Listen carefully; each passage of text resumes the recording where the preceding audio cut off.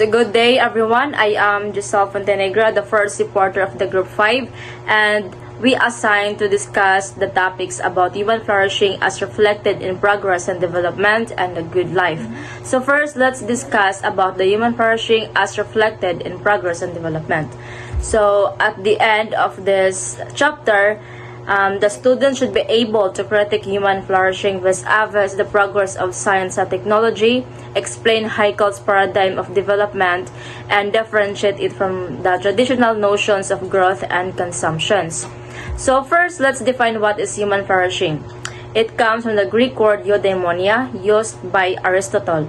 It is an effort to achieve self-actualization and fulfillment within the context of a larger community of individuals, each with the right person, his or her own such efforts.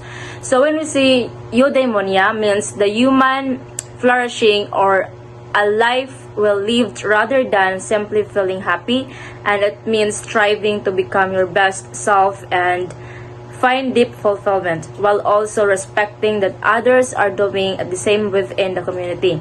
And it's about individual growth and purpose balanced with the well-being of the group. Also, the human flourishing arises from promises, friendship, love, and power. So that's human flourishing. So there are questions here. How do we know that we are progressing, and what are the indicators of development? So to determine if progress is being made and to measure development, various indicators are used. These indicators provide insights into different aspects of society, including economic, social, environmental, and technological dimensions. So in economic indicators, we have here the gross domestic product growth. So it measures the total value of goods and services produced in a country over a specific period. And the significance of this is that it indicates economic expansion, and increased productivity. Next, we have the social indicators. When we say social indicators, it has a life expectancy, and it is the average number of years a newborn is expected to live. And significance of this is it reflects the overall health and well-being of a population. So the next indicators, we have the environmental. So it is the air and water quality. It is measures the levels of pollutants in the air and water. So the significance of this is that it indicates the health and the impact of human activities. Next, we have the deforestation rate. It is the rate at which forests are being cleared. Next, we have the technological indicators. It is the internet access. The percentage of the population with access to the internet. And the significance of this is that it indicates the level of digital connectivity and access to information. And by monitoring these indicators, policymakers, researchers, and citizens can assess progress, identify areas for improvement, and make informed decisions to promote sustainable and inclusive development. So next we have, so more often than not, development is equated with growth and greater consumption. So there more that a population is able to consume, the wealthier it is. Likewise, the more that a person is able to buy a stuff, the higher or he or she is on the development scale. And the planet, however, is already overburdened with human activities, and it is about time that we rethink our standards of development if we truly want to live the good life. So we usually think being developed, it means buying and using more stuff. But the earth, so Jason Haeckel's statement suggests that instead of focusing on developing poorer countries to catch up with the rich, the focus should shift to rich countries de-developing. by reducing their consumptions and resource usage. So this does not mean making rich countries poor, but rather it's about reducing their ecological impact to allow for a more equitable and sustainable global distribution of resources.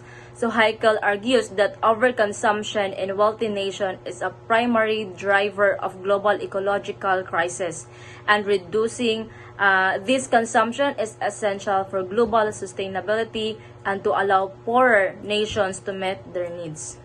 So that's his point. So next, so even if we share everything perfectly or keep making more stuff, we're still going to we're going to run out of resources and hurt the environment. So to really fix things, we need to use less stuff overall and find ways to make things that don't harm to our earth. And just growing the economy or sharing wealth is not enough if we're still using too many resources. So that's all about my topic, and the next reporter will be discussed to my co-reporter, which is Gwen. So, next is, rich countries use way more resources than poorer countries. Means, the average person in Ghana or Guatemala consumes a certain amount of resources. In contrast, people in the US and Canada consumes about 8 hectares per person, while Europeans consume 4.7 hectares. This indicates a significant disparity in consumption level. So, instead of telling poor countries to become rich countries should use less. So, it challenges traditional development model of proper countries trying to catch up to rich ones. Instead, it suggested that rich countries should cut down to more sustainable levels of consumption. We should view societies with long and happy lives at lower consumption levels as examples of efficient living. So, next is, you don't need a lot of money to be happy and live a long life. Happiness and consumption do not necessarily guarantee a long and happy life. The US has a life expectancy of 79 years and a GPD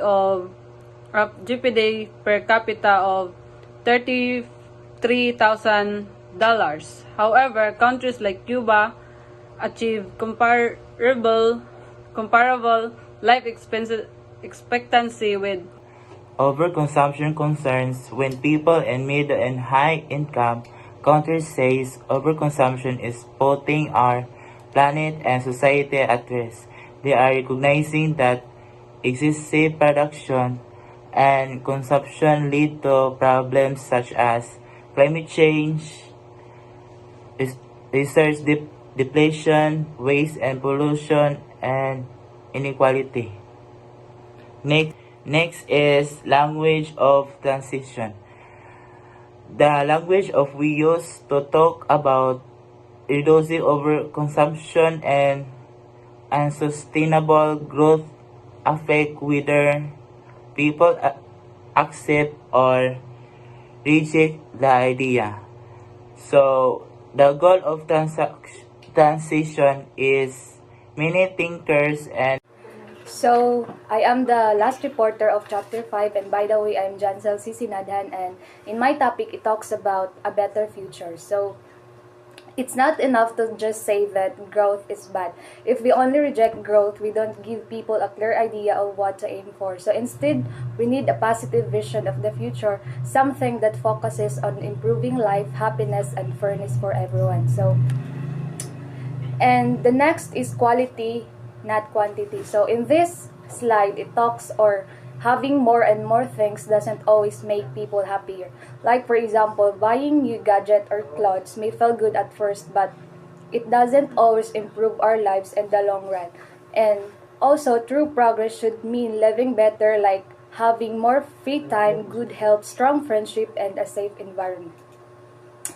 And GDP is not enough, and GDP measures money, not happiness, and we need better ways to measure progress. So GDP, or gross domestic product, only counts the money value of goods but produced in a country. So it just because a country's GDP is high doesn't mean the people are truly happy, healthy, or living well. For example, pollution or long working hours can increase GDP, but they actually make life harder. So this is why we need better ways to measure real progress like happiness, equality, and care for the environment.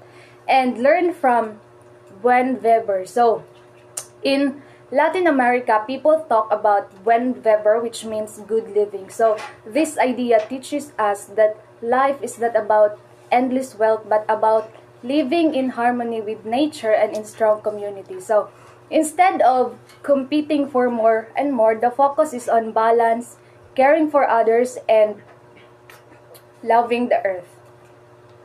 And in the book of How Much is Enough by Robert and Edward Sky, they talk about ways to make our lives better without just buying more stuff. So they suggest things like stopping so much advertising, working less, and giving everyone a basic income. So they think that these ideas could help us live happier lives by focusing on what really matters instead of just buying things. So either we slow down voluntarily or climate change will do it. So either we slow down voluntarily or climate change will do it for us. We can't go in ignoring the laws of nature, but rethinking our theory of progress is not only an ecological imperative, and it is also a developmental one. So this means that we can choose to use less energy and resources and be more careful about the environment now, or climate change will force us to slow down later because of things like natural disasters or running out of resources. So this is like saying we can't keep pretending that the earth has unlimited resources or that pollution doesn't matter. So nature has rules and we have to respect them. So this is not about giving up everything or making life miserable. Instead, it's about understanding what we're doing and why we are reaching a better way of living. So this means we can change the way we think about getting better, as a society isn't just important for the environment or ecological. So it's also important for us to keep growing and improving like our development. Like we can just focus on making more stuff if it hurts the planet, because eventually that's going to hurt our lives too.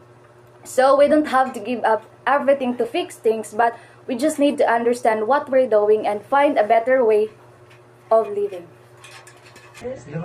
So, good day everyone again. So, at this point, we are proceed to discuss the chapter 6. But, before I discuss this topic, may I first introduce myself. So, my name is April Marata. I am the first reporter of the chapter 6. So, this topic is, it will be the interesting topics because as a human being, as an individual, it relates us.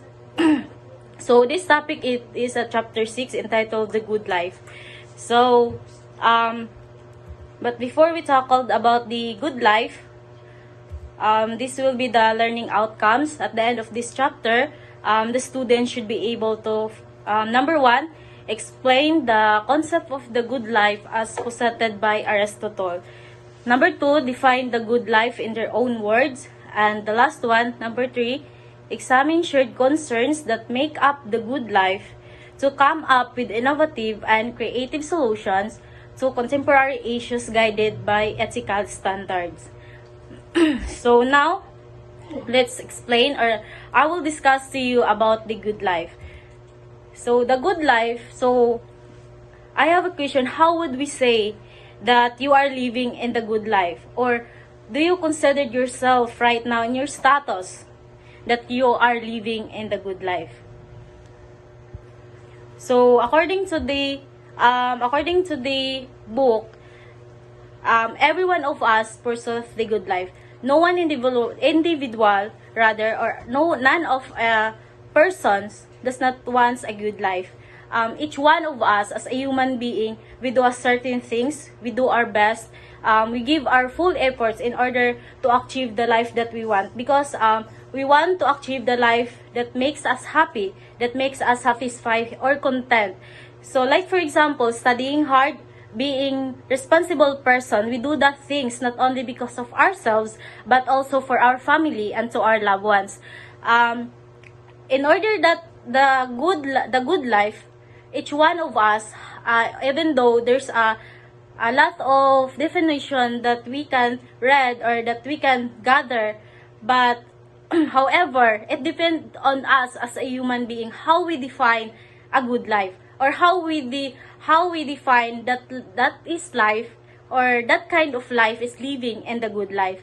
However, people definition the good life, again what I've said earlier, that there are vary or differ in particular. So there's no it means there's no exact meaning about the good life. There's no like for example, there's no kumbaga. But first, who is Aristotle? So Aristotle is a Greek philosopher who spans works from natural philosophy to logic and political theory. So he attempted to discuss us, or he attempted to explain the definition of the good, and maybe his definition helps us to pursue what is the truth, or what is really good mean for us.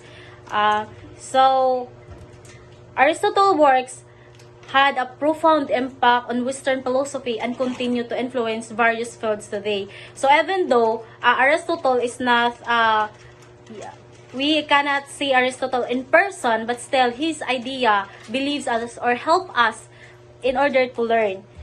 So there's a Nicomachean ethics and modern concepts by Aristotle. So through this ethics, we are more understand what is really the good mean. So according to there, Aristotle stated that everyone pursues the good. So it means each one of us as a human being, or each one of us as a person who live in this earth, who live in this world, we want to live in a good life. We want to live a good way, because as an individual, we have nothing to want but just only having a good life. But like for example, those completing studies, training sports, according to Aristotle, training sports about about their being athletes, or anyone that sports that we want, that is good, and even taking rest, that is good.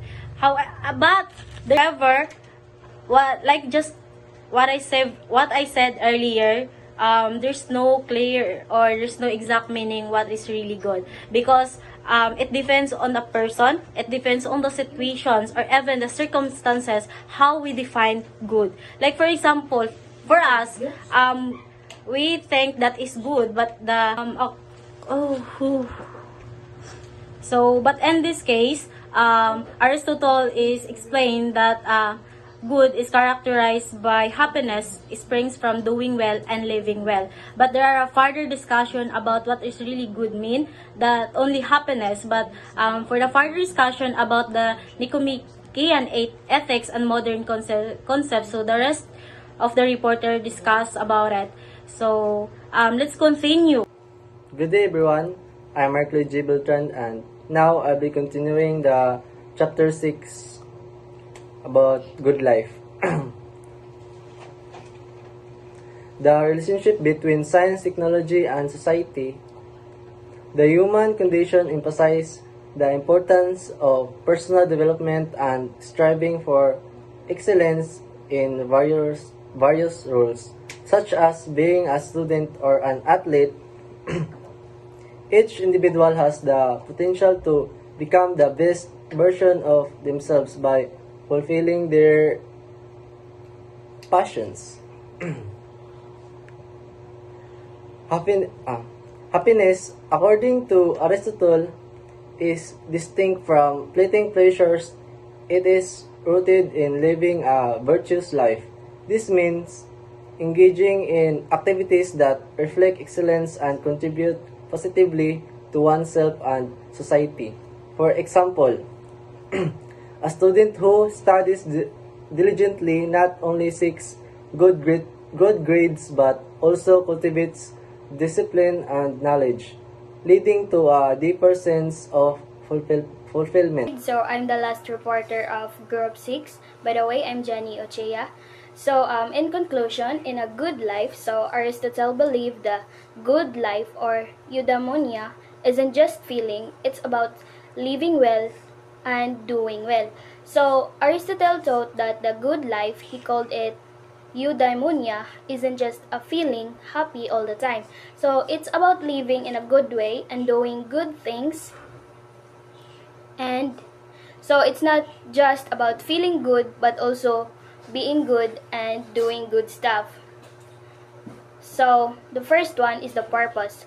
So humans have a unique capacity for reason. So living the good life means using reason to guide your action and choices. So since humans can think and reason, living a good life means using the ability to make smart choices and do the right things.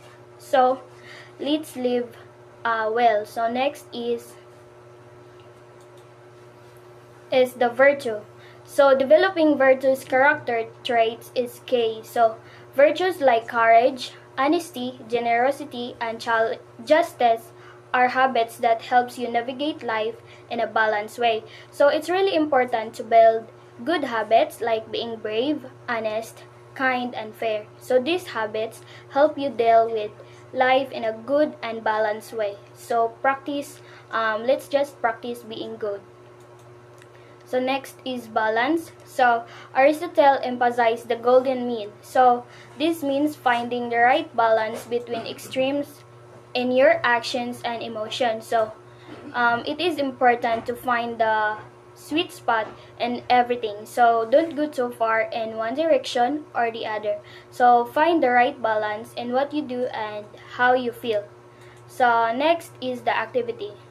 So eudaimonia isn't a passive state. It involves actively living a life of virtue and purpose. So the good life isn't something that just happens to you. You have to work at it by being good and having a purpose in life. So be there and live a good life. So next is and lastly is the community. So humans are social creatures.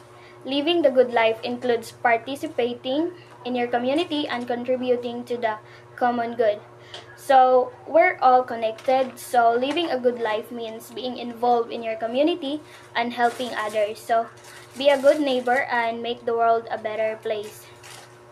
So Aristotle's good life is a life of purpose, virtue, balance, and active engagement in your community. So all guided by reasons. So it's about becoming the best version of yourself. So lastly, living a good life according to Aristotle means using your mind to be a good person, finding balance in what you do, helping your community, and having a purpose. It's all about becoming the best you can be, or becoming the best version of ourselves. And that's all.